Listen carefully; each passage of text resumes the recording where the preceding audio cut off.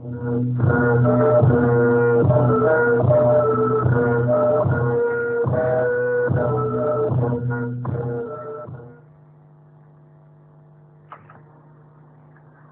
India Radio Imphal medium wave meter sa thumsom di point khat kilohertz zagat songja leni le FM megahertz hale thum point nga apan hong ki puang cha Paite program hi tuni intu tak la khom sinna COVID-19 awareness puan na le songkho hawa pan la twa le nga ina inei dingo tu nama sapenin songkho hawa pan hi na pe wa chi la ingai dingo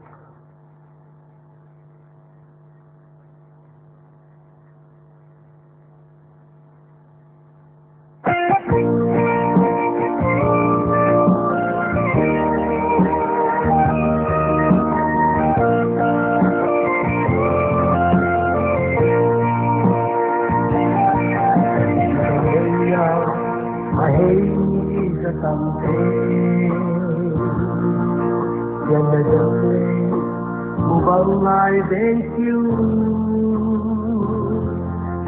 Nang kami panalundong yan ay sobrang ng mayo anae ay natiwang ilgilogi yan na kami sobrang mo Asung aleng song lei bon sen wa kom ngai yo si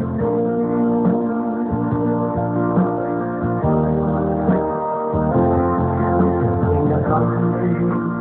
le don si la apai su pa ke Sakam kunci Doyo dolai Sekian malu Sekian tugang nonta Ina tiwang ilgay lagi Yan na kami sunggang mo Asung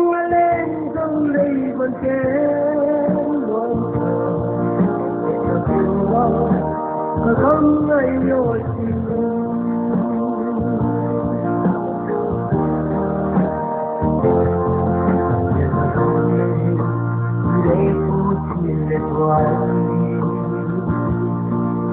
Nadalo kung kung kung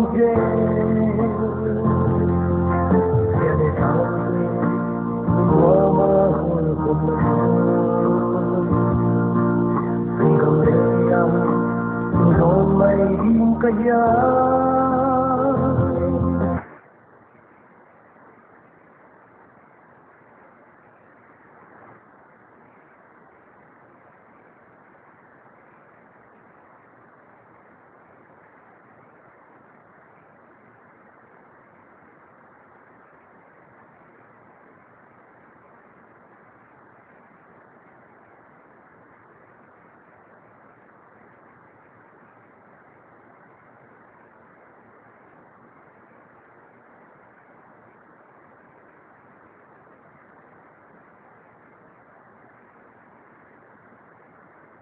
Pradesh in Imphal ki sampata party office a khongjom de hunjat na ne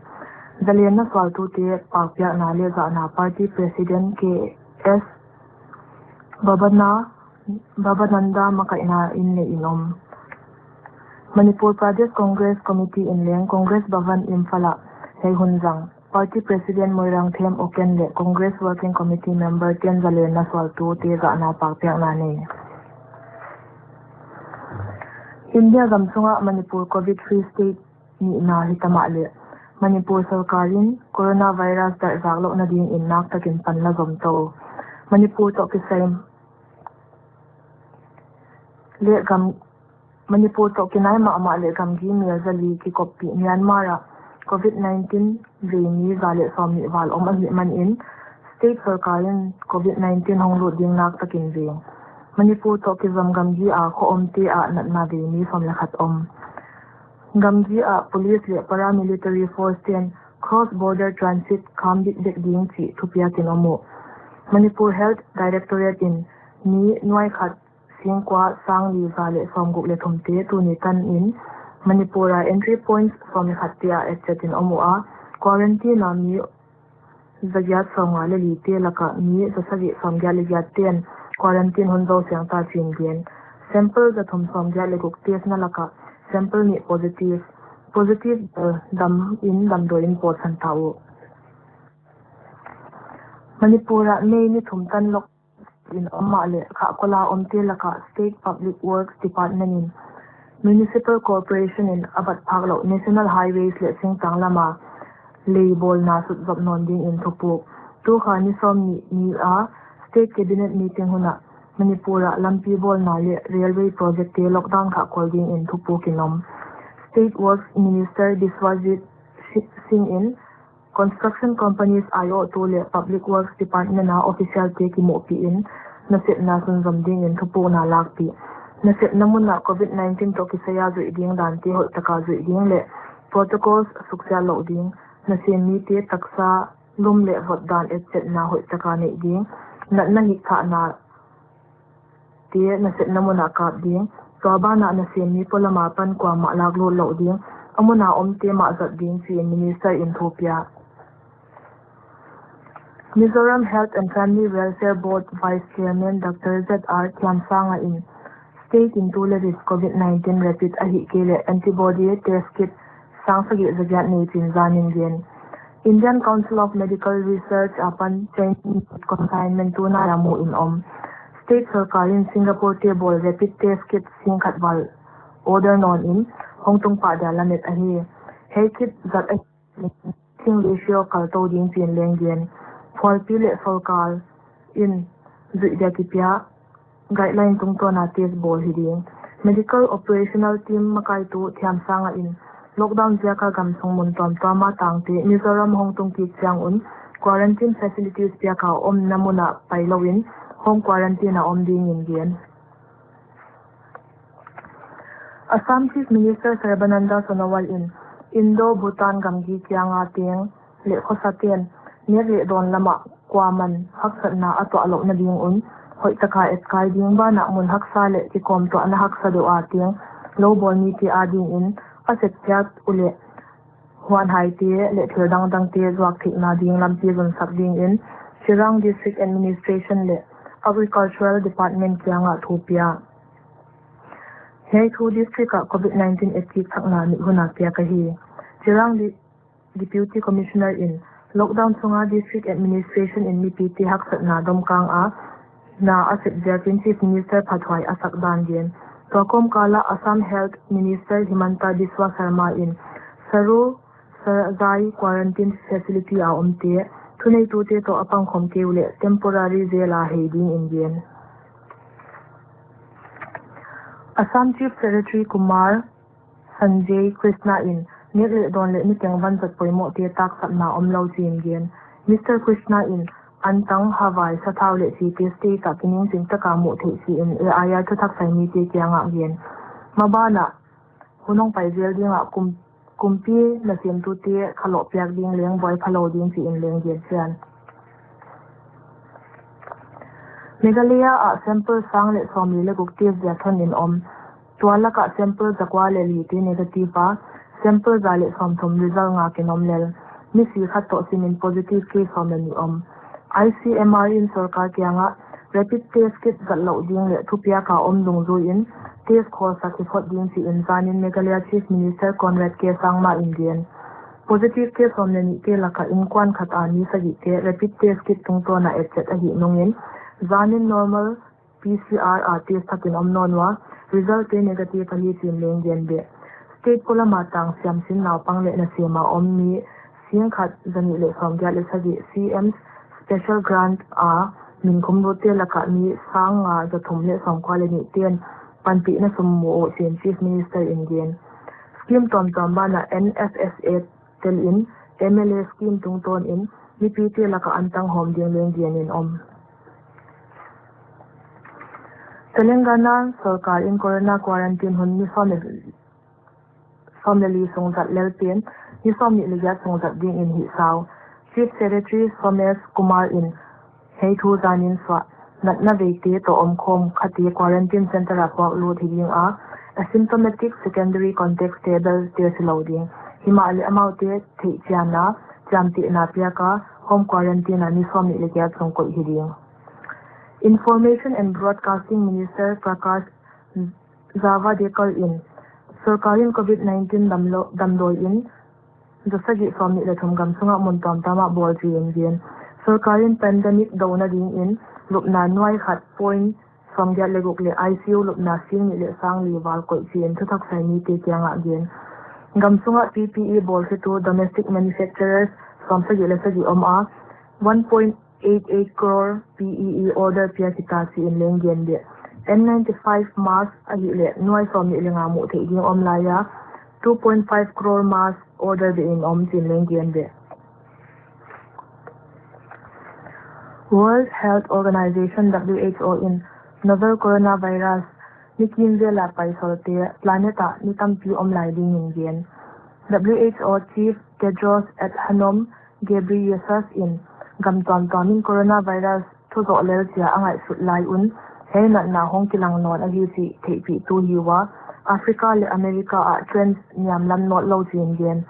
number ke kyam ma le Africa Central le South America bana Europe gamtia kyam lam ano lo zia ken longsin nom lo chin gen de gamtam te epidemic early stage a omlai wa pandemic hona nat na ve masa gamtian hai nat na hong kilang ki non ahi ti case muki ko hi WHO in global emergency January ni from thum in hi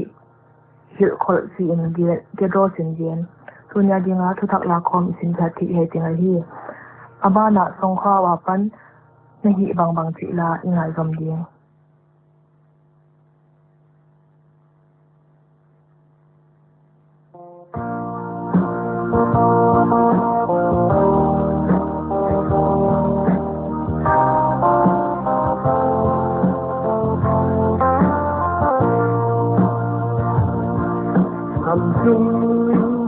na le quay nan gin sao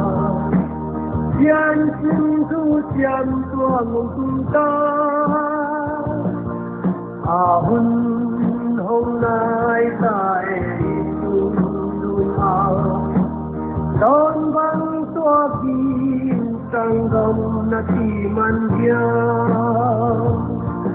lai lung ke il bo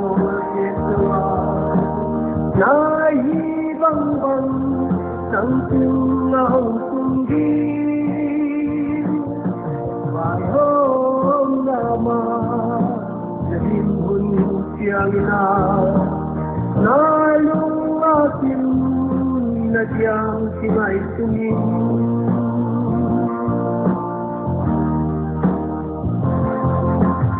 le qua qua ma chim mo ai trong na hao chi bằng hi hăng đian đeo chi bằng những hòn bồ la na gen na pam đi tin nâu chi lại đúng gen na dil bol ke jawa nai bang bang nang tung na hong tung đi bài hôm na ma na ding hui chiang na na lung ma kim na diang ki mai suni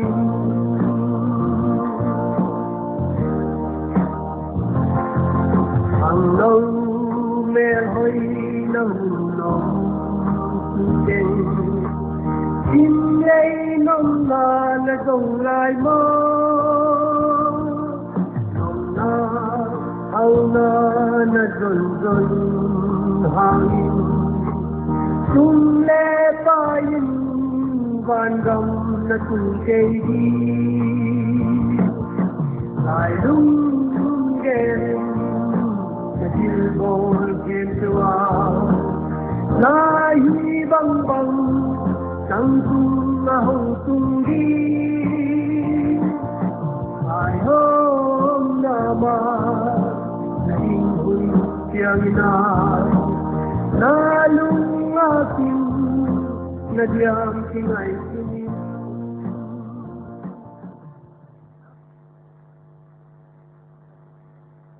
mi pi thei ya thupuan coronavirus apan ki ven ding dan te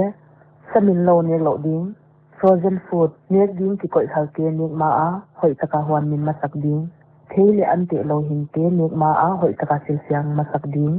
sabon wanga khut sil mun ding alcohol tel hand sanitizer gat building hitang le khu mi te kyanga nayam lo ding hitang khu a hi ke le khasik hi le ket sakpa ding na khu le ha chai changin na mok le na ke tissue zangin tuam zelin lan na zo changin tissue pai pa in na khut sil sang ngalin in sung van zatte disinfectant nat na hik that na dam doi a zu chang gi ye ding bual khwange chi la ingai vam dingo